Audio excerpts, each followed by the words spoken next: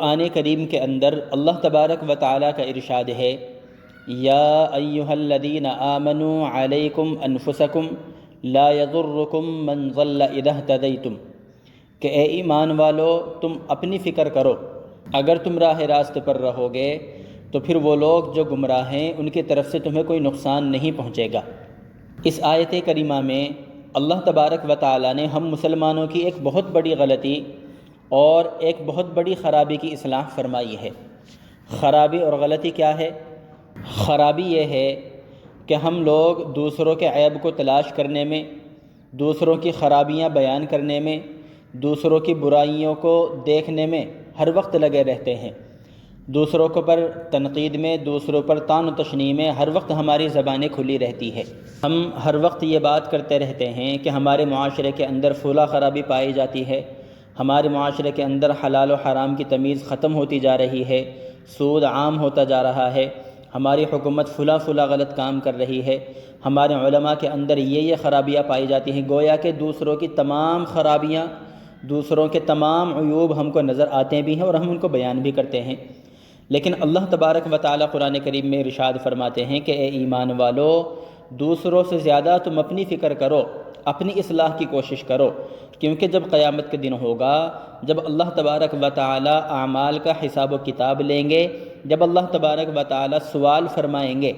تو ہر شخص سے اسی کے اعمال کے متعلق سوال ہوگا، کسی دوسرے کے اعمال کے متعلق کسی دوسرے سے کوئی سوال نہیں ہوگا۔ یعنی ہمیں دوسروں کے عیوب کو چھوڑ کر، دوسروں کی خرابیوں کو چھوڑ کر، دوسروں کی برائیوں کو چھوڑ کر اس بات کی فکر کرنی چاہیے کہ میں خود کتنے پانی میں ہوں، میں خود اللہ تبارک و تعالیٰ کے احکامات پر کتنا عمل کرنے والا ہوں، میں نبی کریم صلی اللہ علیہ وسلم کے طریقے پر کتنا چلتا ہوں، میں احکام شریعت پر کتنا عمل کرنے والا ہوں۔ حقیقت یہ ہے کہ ہم چونکہ اپنی برائیوں سے، اپنے عیوب سے، اپنی خرابیوں سے بے خبر ہیں، تو ہم دوسروں کے عیوب کو تلاش کرنے میں، دوسروں کی برائیوں کو بیان کرنے میں لگے رہتے ہیں۔ اگر ہم خود اپنی طرف نظر کر لیں، اپنی برائیاں ہمیں نظر آ جائیں، تو پھر ہمیں اس بات کی فرصت ہی نہ ملے کہ ہم دوسروں کی برائیوں کو بیان کرتے پھریں۔ جیسے اگر کوئی شخص بیمار ہو، کسی کو بخار آ گیا ہو، تو ایسا بیمار شخص دوسروں سے پہلے اپنی بیماری کو دور کرنے کی فکر کرتا ہے، اپنی تندرستی کو واپس لانے کی کوشش کرتا ہے، نہ یہ کہ وہ دوسرے کے نزلے زکام کو دیکھتا پھرے۔ بالکل اسی طریقے سے جس شخص کی نظر اپنی برائیوں کی طرف چلی جائے، جس شخص کو اپنی برائیوں کی اصلاح کی فکر پیدا ہو جائے، تو ایسا شخص دوسروں کے عیوب بیان کرنے کے بجائے صرف اپنی اصلاح میں لگا رہتا ہے اور دوسروں کی برائیوں کو دیکھنے کی اس کو فرصت ہی نہیں ملتی ہے۔ تو قرآن کریم اور اللہ تبارک و تعالیٰ کے حکم کے مطابق ہمیں اپنی اس خرابی کو ختم کرنا چاہیے اور دوسروں کی اصلاح سے زیادہ، دوسروں کی برائیاں بیان کرنے سے زیادہ خود اپنی اصلاح کی فکر ہونی چاہیے اور اپنے اعمال پر نظر ہونی چاہیے۔ اور جب بھی ہم کوئی عمل کرے تو ہمارے سامنے یہ بات ہونی چاہیے کہ میرا یہ عمل جو میں کرنے جا رہا ہوں، یہ اللہ تبارک و تعالیٰ کی مرضی کے مطابق ہے یا اللہ تبارک و تعالیٰ کی مرضی کے خلاف ہے۔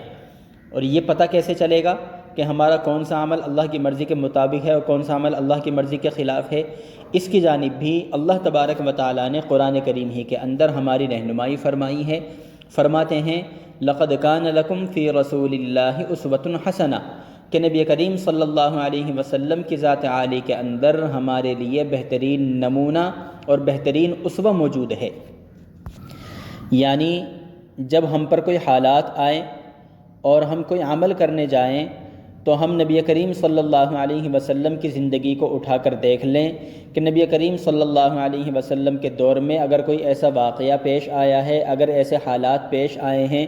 تو ان حالات میں اور اس واقعے کے موقع پر نبی کریم صلی اللہ علیہ وسلم نے کیا عمل فرمایا ہے، نبی کریم صلی اللہ علیہ وسلم نے کیا حکم دیا ہے۔ اگر ہمارا عمل نبی کریم صلی اللہ علیہ وسلم کے عمل کے مطابق ہیں تو ہم سیدھے راستے پر ہیں، اور اگر ہمارا عمل نبی کریم صلی اللہ علیہ وسلم کے عمل کے خلاف ہیں تو پھر ہمیں اپنی اصلاح کی ضرورت ہے اور ہمیں اپنی اصلاح کی فکر اور کوشش کرنی چاہیے۔